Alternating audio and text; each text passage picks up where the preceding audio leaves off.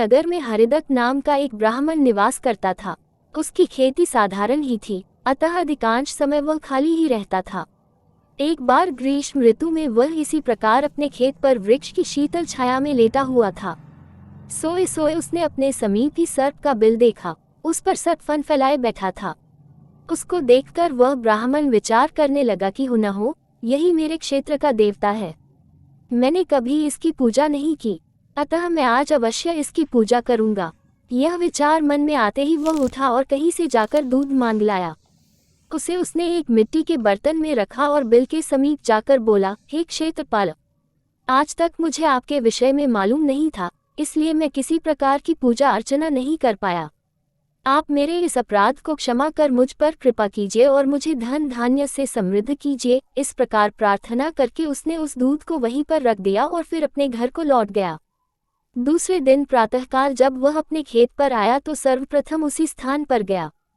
वहां उसने देखा कि जिस बर्तन में उसने दूध रखा था उसमें एक स्वर्ण मुद्रा रखी हुई है। उसने उस मुद्रा को उठाकर रख लिया। उस दिन भी उसने उसी प्रकार सर्प की पूजा की और उसके लिए दूध रखकर चला गया। अगले दिन प्रातःकाल उसको फिर एक स्वर्ण मुद्रा मिली।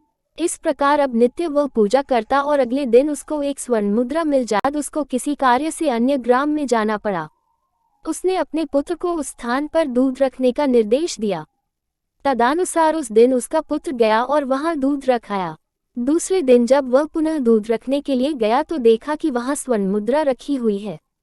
उसने उस मुद्रा को उठा लिया और वह मन ही मन सोचने लगा कि निश्चित ही इस बिल के अंदर स्वर्ण मुद्राओं का भंडार है। मन में यह विचार आते ही उसने निश्चय किया कि बिल को खोदकर सारी मुद्राएं ले ली जाएं।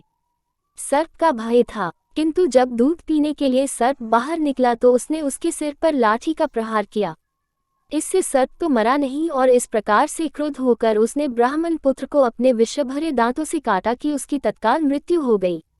उसके संबंधियों ने उस लड़के को वहीं उसी खेत पर जला दिया। कहा भी जाता है, लालच का फल कभी मीठा नहीं होता है।